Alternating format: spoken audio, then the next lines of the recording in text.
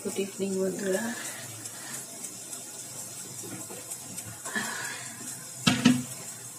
দেখি এখন 4:30 বাজে, আর অনেক 4:30 মতো বাজে। আমি এখন চলে এসেছি দান সিটিটা হয়ে যায়।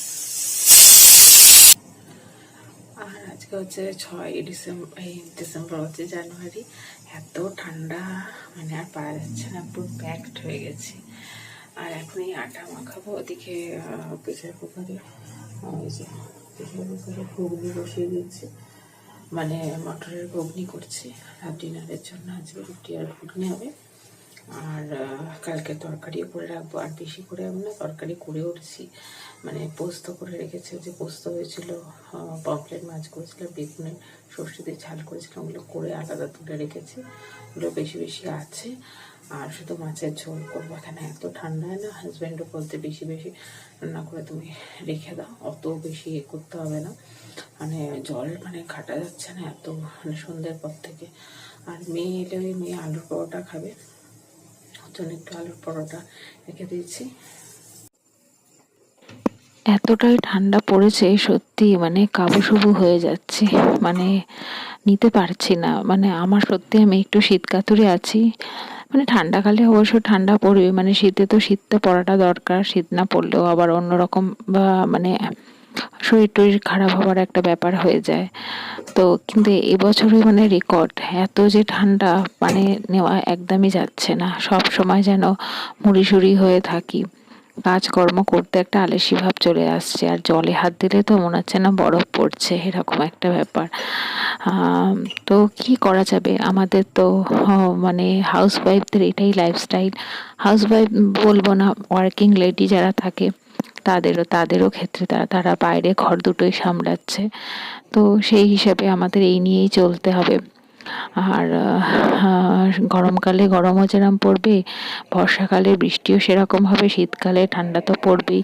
তার সাথে সাথে আমাদের কাজ থেমে থাকবে না, কাজও আমাদের করতে হবে সব রকম দিক দিয়ে। তাই ভাবি রাস্তাঘাটে যারা থাকে তাদের কতটা কষ্ট মানে হয়, যে মানে এই ঠান্ডাতে শুধু মানুষই না বলুন, যেরকম মানে জন্তুরাও আছে, যেরকম কুকুরদের বিড়ালদের ক্ষেত্রে ওদের কি কষ্ট হয়। সেদিনকারই রাস্তায় যাচ্ছিলাম, তো দেখলাম যে বেশিরভাগ রাস্তায় কুকুরগুলোকে দেখলাম সব জামা পরিয়ে দিয়েছে, মানে ওদেরও কতটা ঠান্ডা লাগছে। কুকুরদের ক্ষেত্রেও দেখবেন গরমকালে ওদের লোমের জন্য কত গরম লাগে, আর শীতকালে তো সত্যি। তো এই প্রকৃতির এটাই একটা নিয়ম। জানি না আস্তে আস্তে কি যুগ আসছে বা কি হচ্ছে, ভগবানই জানে। তো সেই হিসাবে আমাদের চলতে হচ্ছে, সব রকম জেনারেশন যাচ্ছে আসছে, এই হচ্ছে কথা। তো এর ফাঁকে আরও কিছু কথা বলি। তো বিগত মানে কিছুদিন ধরেই তো আমার শ্বশুরমশাই অসুস্থ। তো নার্সিংহোম থেকে বাড়ি এসে এখন মোটামুটি সুস্থ আছে। তো হঠাৎই ওনার, আমি যেদিন একটু ভয়েস ওভারটা দিচ্ছি সেদিনই তার আগের দিন রাত্রিবেলা, তারও আগের দিন মানে 7 তারিখে, আর এটা তো আমি 8 তারিখে ভয়েস ওভার দিচ্ছি, আর এটা তো 6 তারিখের ব্লগ। আর 7 তারিখেও হঠাৎই ওনার রাত্রিবেলা প্রেশার প্রচণ্ড বেড়ে যায়, ঘাম দিতে শুরু করে। প্রেশার চেক করলাম, প্রচুর বেড়ে গেছিলো, 200-র ওপরে। এমনি ওনার হাই প্রেশার। তো কি করব না করব, হাজব্যান্ডও অফিসে নাইট শিফট। তারপর তো আস্তে আস্তে নর্মাল হলো, আমরা সব করছিলাম, করে তারপর হাজব্যান্ডও তাড়াতাড়ি বাড়ি চলে এলো। তাড়াতাড়ি বলতে ভোরবেলায় 4:30টার সময় বাড়ি চলে এসছে। তখনই ভোরের দিকেই হয়েছিল, 3:30 নাগাদই ওরকম হয়েছিল। তো তারপরে আস্তে আস্তে নর্মাল হলো। তারপরে আবার 8 তারিখে, মানে 8 তারিখ হলো, 7 তারিখেই রাত্রিবেলা ওনার আবার মানে রাত্রিবেলা খুব মানে 12:30টার সময় আবার ওরকম প্রেশার প্রচণ্ড হয়ে গিয়ে নিঃশ্বাস নিতে কষ্ট হচ্ছে, খুবই কষ্ট মানে হচ্ছে। তারপর সঙ্গে সঙ্গে হাজব্যান্ডকে ফোন করলাম, ও সবেই 9:30 9:45টার সময় অফিসে পৌঁছেছে, আবার ও বাড়ি চলে এলো। তো আবার 12:30টার পর আবার নর্মাল হতে আবার মানে মানে 3বার ওরকম কালকে হয়েছে। তো এমনিও ডাক্তার দেখানো ছিল, টেস্ট ছিল আজকে 8 তারিখে। সমস্ত টেস্ট বলতে ওই সুগার, পটাশিয়াম, সোডিয়াম এইসব যেগুলো থাকে, হিমোগ্লোবিন এইসবগুলো। তো টেস্ট করিয়ে সঙ্গে সঙ্গে ওনাকে আবার সন্ধেবেলায় ডাক্তার দেখানো ছিল। তো ডাক্তার দেখিয়েছি, ডাক্তার একদম বললো সব সত্যি রিপোর্ট একদম ভালো, খালি সোডিয়ামটা একটু কম, যেখানে 135 থেকে 145-এর মধ্যে থাকে সেখানে ওনার 127। তো সোডিয়ামটা একটু যা কম, কিন্তু বাদবাকি সব নর্মাল, কিন্তু নিঃশ্বাস নিতে ওনার প্রচণ্ড কষ্ট হচ্ছে। ডাক্তার তাই বলছে আপনি টেনশন করছে, সমস্ত রিপোর্ট ভালো, একদম কোনো কিছু নেই। তাই নিউমোলাইজার দিয়েছে বাড়িতেই ওনাকে, এমনিতে ইনহেলার দিয়েছিল 2 রকম, তো সেটা উনি ঠিক মতো নিতে পারছে না, যেহেতু যা ওনার অভ্যাসটা নেই বলে নিউমোলাইজার দিয়েছে। আরও অনেক কিছু ওষুধ অ্যাড করেছে, সোডিয়ামটা আরও 2 দিন ওষুধ খেয়ে টেস্ট করতে দিয়েছে। তো দেখা যাক, এই হচ্ছে। তো আমাদের একটা তো টেনশন থাকে, আর ওনার সাথে সাথে জানি না উনি কী টেনশন নিচ্ছে, আমাদের কথা চিন্তা করছে রাখুন। তাই ওনাকে বলছি, বাবা তুমি কী টেনশন নিচ্ছ, তুমি ভালো থাকলে আমরা ভালো থাকবো, সেটা মনে করে তুমি ভালো থাকো। এই হচ্ছে, বাড়ির গুরুজনরা সত্যি অসুস্থ হয়ে পড়লে না সত্যি আমাদেরও মন মেজাজ একদমই ভালো থাকে না। তো আমি আর সেরকম কিছু ভিডিও করিনি, একের ভিডিও ছিল বলে সেটাই আপলোড করছি। তো একটু মনটাকে নিজেরও ভালো করার জন্য এরকম করছি। তাই আমার শ্বশুরমশাই বলছে তুই ভিডিও করছিস না, এদিকে সব মনে আছে। তারপরে আমি ডাক্তারখানায় গেছিলাম, আমি আর হাজব্যান্ড মিলে নিয়ে গেছি। তো মেয়েকে আমার শাশুড়ি মাই নিয়ে পিক আপ করেছে, মানে বাস থেকে। সারাক্ষণ বলে যাচ্ছে খুকি, মানে আমার মেয়েকে খুকি বলে, খুকিকে আনতে যাবি না, খুকিকে আনতে যাবি না। উনি ভুলে গেছেন যে মা আনতে যাবে, মানে মা ওই গলির মুখ থেকে নেবে। তো এই হচ্ছে ব্যাপার।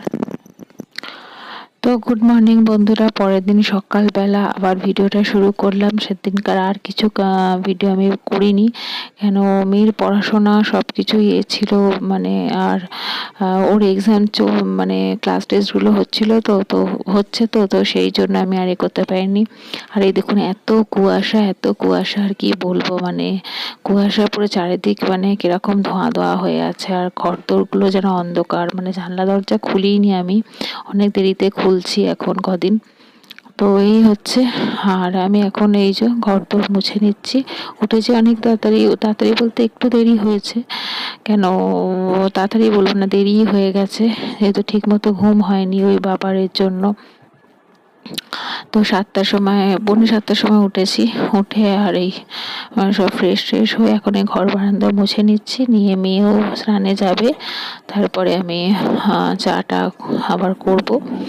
তো এই মোটামুটি দুধ আর চাটা আমি লিকা চাটা করে নিয়েছি, মেয়ে যেহেতু দুধটা খাবে বলে, আর দুধ চাটা আমি পরে করব।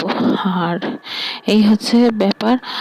আর যেটা বলছিলাম যে ওই মেয়ের এক্সাম, এখন ক্লাস টেস্টগুলো চলছে, আর পড়াশোনার এতটাই প্রেশার হয়ে গেছে না, যেহেতু উঁচু ক্লাস হচ্ছে তো হবেই। তো সেই জন্য আমি ঠিক মতো ভিডিও সেরকমভাবে শ্যুট করতে পারছি না। আর আর বাড়ির কন্ডিশনও এরকম, কন্ডিশন বলবো ভালোই, খারাপ বলবো না, সবসময় আমি পজিটিভলি ভাবার চেষ্টা করি। এখন বয়স হয়েছে, বয়স হওয়ার সাথে সাথে দেখবেন সব কিছুই তো হয়, বয়সটাও তো ফ্যাক্টর করে সব কিছুর ক্ষেত্রে। তো যেটা যা হবে, যেটা লেখা থাকবে সেটাই তো ভাগ্যে হবে, সেটা নিয়েই চলতে হবে। যতটা পারি আমরা চেষ্টা করি ভালো রাখার, ভালো সুস্থ রাখার, না ফেলে রাখবো না, করবো না সেটা করি না। যতটা ট্রিটমেন্ট দরকার সত্যি ট্রিটমেন্ট করছি, তো সেটাই করছি। বলবো না একদম যে আমার হাজব্যান্ড সমস্ত দিক দিয়ে করছে, কোনো দিক দিয়ে না, ওর ছেলের কর্তব্য ছেলে ঠিকই করছে, পালন করছে, আর আমি যা আমার বৌমার কর্তব্য বাড়ির বউয়ের সেটাই করছি। তো যাই হোক, এই হচ্ছে যে সত্যি বাবা মারা অসুস্থ হয়ে পড়লে না তখন সত্যি কষ্ট লাগে, যে আমরাও তো ছোটোবেলায় যখন অসুস্থ পড়ি বাবা মা তখন কত আমাদের সেবা, মানে এই করে, ভালো রাখে, কত দিক দিয়ে ওনারাও তখন টেনশন করে। আর যখন বাবা মারা, আমরা বড় হয়ে গেছি, মানে এখন আমরা যে পর্যায়ে চলে এসেছি, তো সেখানে এখন বাবা মারা দেখবেন আমাদের কাছে যেন ছোট, আমাদের সমস্ত কিছু করতে হচ্ছে, বকুনি দিয়েও বলছি যে এটা খাও, এটা খেলে এটা হবে, আবার আদর করেও করছি, এটাই মানে হয়ে আসে। দেখবেন বলে না, মানুষ একবার ছোট অবস্থায় বাচ্চা থাকে আর একদম বৃদ্ধ হয়ে গেলে বাচ্চা হয়ে যায়। তো এই হচ্ছে পরিস্থিতি। তো যাই হোক, আমার বাবাকে হারিয়েছি, তো সেটাই মানে মনের দিক দিয়ে খুব লাগে এখন। যতই যাই হোক যতই যাই হোক শ্বশুরমশাই তো বাবা, তো বাবার জায়গাটাকে ওনাকে দিয়েছি। তো সেই হিসাবে আমার সত্যি খুবই চিন্তা হয়। আর যেহেতু আমরা একা না, খুব একটা চিন্তা সত্যিই হয়। আমার হাজব্যান্ড একা, আমিও বাড়ির মধ্যে একা, আত্মীয় স্বজনরা তো আছে পরে। তো সেটা একটা সত্যি খুব চিন্তা এক সময়। আমি টেনশনটাকে ফিল করি, কিন্তু কাউকে প্রকাশ করি না। যা হবে হবে। আমি বলে তো আর কিছুই হবে না, যেটা লেখা থাকবে সেটাই হবে। আমার বাপি খালি বলতে, টেনশন নেবে না, যেটা ভাগ্যে আছে, যেটা যখন যা আছে সেটাই হবে, কি করা যাবে। তো যাই হোক, এখন উনি মোটামুটি স্টেবল আছে।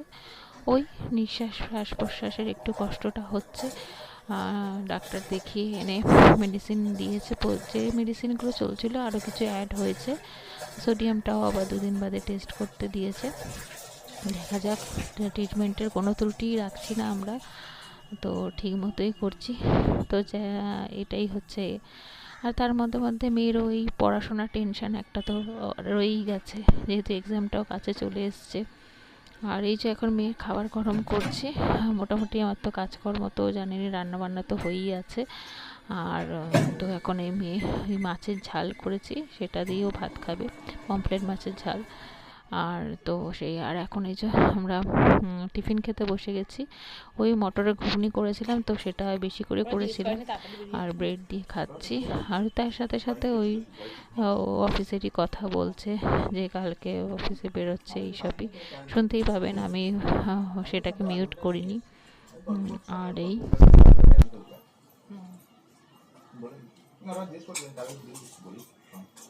জিজ্ঞেস করেন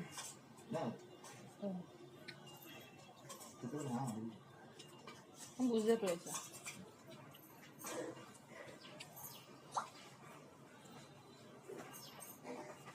আমি করতাম না ফোন, টাটা নিয়ে আসবো।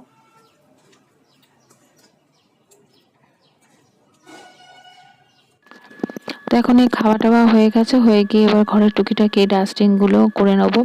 করে নিয়ে আজকে বাবাকে একটু নিয়ে উপরে 3তলা ঘরে নিয়ে যাব। আর ছাদেও একটু রোদটা উঠেছে, তো একটু রোদটাও দরকার। মানে সারাক্ষণ তো ঘরের মধ্যেই বন্দি হয়ে আছে, তো সেই হিসেবে আর রোদ তো কদিন উঠছিলই না, যে নিয়ে যাবো কি করে ছাদে। তো আজকে একটু দেখলাম রোদের দেখা দিয়েছে বলে একটু ছাদে নিয়ে যাব, নিয়ে গিয়ে একটু হাঁটাবো। আর যতক্ষণ উনি হাঁটতে পারেন, নাহলে একটু নিয়ে উপরের বিছনাটা, আমাদের প্রচণ্ড রোদ আসে, তো সেখানে একটু যদি শুয়ে থাকে দেখবো। আর তো এখন এই যে কাজগুলো করে নিচ্ছি, কাজ তো শেষ হয় না, কাজ করতে হবে। আর এখন এত আলস্য লাগছে না, ভালোই লাগছে না। আজকে আমি চুলটাকেও খুলিনি, চুলটাকে ওই অবস্থায় রেখে দিয়েছি, মানে একটু দেরি হয়ে গেছে ঘুম থেকে উঠতে, তাড়াহুড়ো করছি। আর ঘরদোর কি বলুন তো, কাজের দিদি তো আমার ছিলই, মানে কাজের দিদি ছিল, এই করোনার পর তো করে দিয়েছি। এবার এখন তারপর থেকে নিজে কাজকর্ম করে এমন হ্যাবিট হয়ে গেছে না, এখন কাজের বউ তো আমার মতো আর পরিপাটি করে রাখবে না, পরিষ্কার করে রাখবে না, তারা তো তাদের মতো কাজ করবে। তো সেই হিসাবে রাখা হয়নি। হাজবেন্ড বলছে তাহলে একটা কর্মচার লোক রেখে দিই। আমি বলছি না, থাক, যতটুকু পারছি করি, না পারলে তখন দেখা যাবে। তো এর সাথে সাথে বন্ধুরা, আজ এই ভিডিওটা এখানেই শেষ করবো। এই দেখুন বাবা শুয়ে আছে। আর তো এই রোদটা দেখেছেন কি সুন্দর এসছে, তো সেই জন্যই ছাদে, মানে উপরে ঘরে শুয়ে আছে।